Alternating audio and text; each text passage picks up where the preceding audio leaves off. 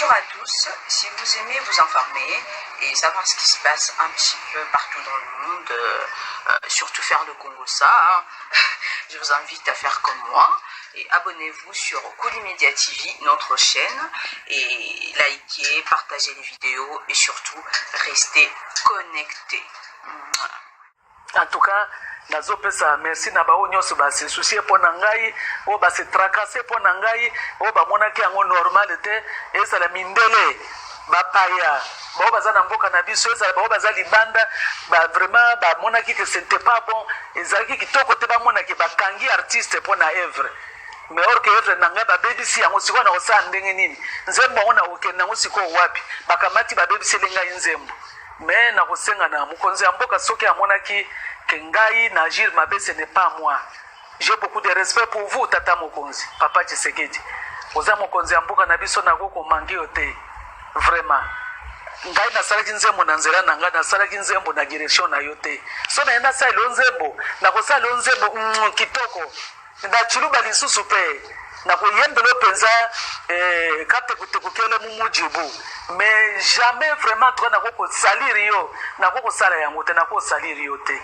Oza mokonzi ya mboka na biso na yango wana soki omonaki ba image wana mabe ba image wana kutozanga ite ça n'a rien à voir avec makambo ya mboka ezali nzembo oyo to ndenge ba déception to yembaka mikolo nyonso ba musicien ba yembaka bato ba yembaka c'est pas la première fois na yemba ingratitude na yemba nze moko nyoka bulanda 2003 mwana tumukwangula munjila muvo mwikala wenda wangala kuyichibuta kuyemusheta est-ce que wana yemba chef de l'état Kabila était là. Mais pour na kwa ko le batte na ke oyiko yemba Kabila. Mais problème na kati ya nzembo to moni okwaki coup sur coup. Shadari kombo na ezali Ramazani Shadari Emmanuel. Kombo na za coup sur coup. Ezali coup sur coup, ezali oche. Ezali coup sur coup. Coup sur coup ezali par rapport ya ba message nga na za ko pesa kuna na kati. Et puis voilà bandeko bazu yango mabe. Bandeko bazali na ngambo bazu yango mabe.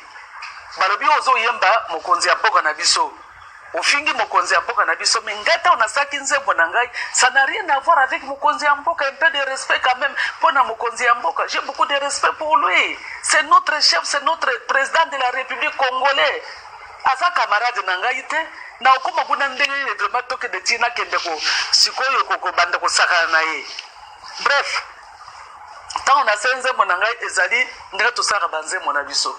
Mais voilà maintenant les lots banda makamuna bino ba internet to ibima ba tuna ba réseaux sociaux ba exploiter message nangai ba ke ko tiango président.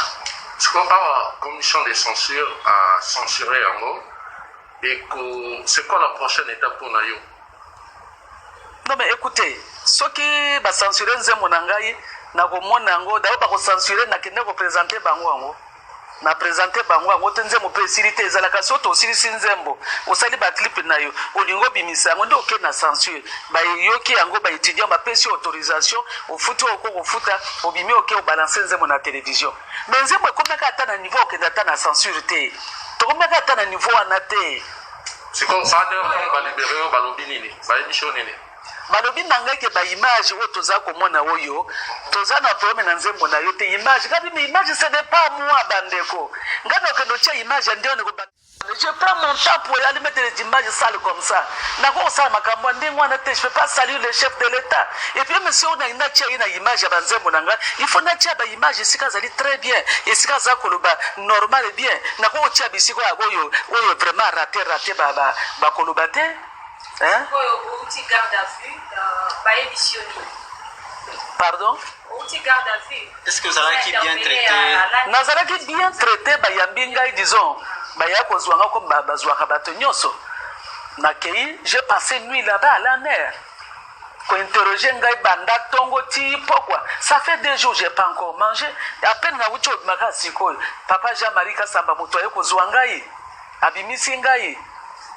Et vraiment en tout cas nayebi ndonga na kokoloba te Zembo za ya ngai, c'est moi la responsable. Ngai des productrices ya Nzembo One, c'est mon album à moi.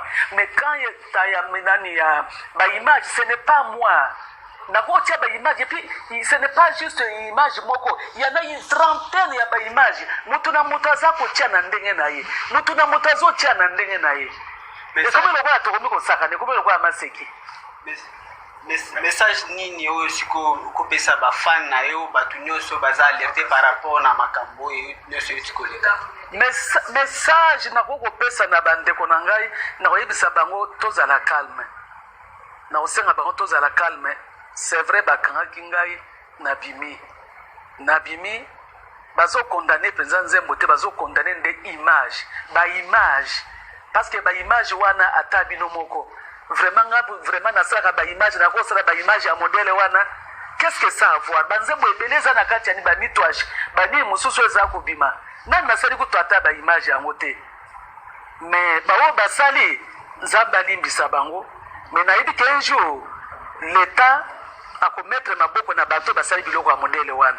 J'ai beaucoup de respect pour na mokonzi ya mboka na biso et likoloba te parce que je suis kabiliste oui mais likoloba te parce que je suis kabiliste bongo sikoyo na boya oya ye tobandi na Kabila te tobandi na Savubu kuna Mobutu Kabila le père le fils et l'autre c'est que lobi kozala pe mutu mosusu.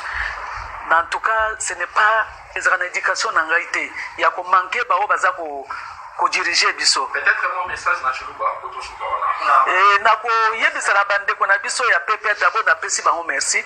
Ba mama na biso ya PPRD, SP na biso ya PPRD nazo pesa merci. Merci pour na intervention pour na soutien, merci pour na onyos pour sali pour na ngai.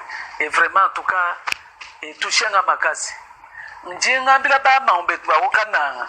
Bajibika la bima ne bwa bwa lubwanyi. Bika la bumva susi wanyi meme. Bulela njimuka le masheno. Meme musambu wanyi chene mwenze bwane. Yikupende chiseke jito. Misambu ya ntungezi ya njila buluji. Kajimu na abantu bajibika la ba enemi. Bajine intention mibi. Bajibesu bwa kunyanga sebede bichikila tuboy. Bayi kuanga te image ya kusonka jibatanda pale kwele mundu wa musambu wanyi. Bilu kufile desordre wabonyi. Bilu kumpende shishamene bikole tout ça kujiba impoli. Et vraiment en tout cas kabene bikala bingenze bimpato ba mama wanyi ba maombetu bonse ba okana njino le twasangane twasakejela bwa soutien wenu même kabene ne bukole bunjebo chena mu mwana mutega toto bwana yekuna ni makwabo malu kajinjino le twasangane twasakela bwa soutien et bientôt ninkala kukana njikangimba kenu njichala wenu mwanenu mamwenu mulunda wenu tusala njimunu nanga yabonye. En tout cas nazo pesa merci na bao nyonso basi soucier pona ngai o basi tracasser pona ngai o ba monaki yango normal te esala mindele bapaya bao bazana mboka na biso esala bao bazali banda ba vraiment ba monaki que c'était pas bon ezaki kitoko te ba monaki bakangi artiste pona œuvre mais or que œuvre nanga ba BBC yango siko na osa ndenge nini nzembo ona okenda ngo siko wapi bakamati ba BBC lenga nzembo mais na kosenga na mukonzi ya mboka soki amonaki Kengai Najir Mabe, ce n'est pas moi. J'ai beaucoup de respect pour vous, Tata Mokonzi, Papa Tshisekedi. Oza Mokonzi ambuka na biso na goko mangi yote. Vraiment. Ngai na salaki nzembo na nzela na ngai na salaki nzembo na direction na yote. So na enda sa lonzembo, na ko sa lonzembo kitoko. Na chiluba lisusu pe. Na ko yembelo penza kate kutekukele mumujibu. Mais jamais vraiment toi na ko salir yo na ko sala yango te na ko salir yo te oza mokonzi ya mboka na biso na yango wana soki omona ki ba image wana mabe ba image wana kutozanga ite. Bonjour à tous, si vous aimez vous informer et savoir ce qui se passe un petit peu partout dans le monde, surtout faire le Congo ça, je vous invite à faire comme moi et abonnez-vous sur Koulimedia TV, notre chaîne, et likez, partagez les vidéos et surtout restez connectés.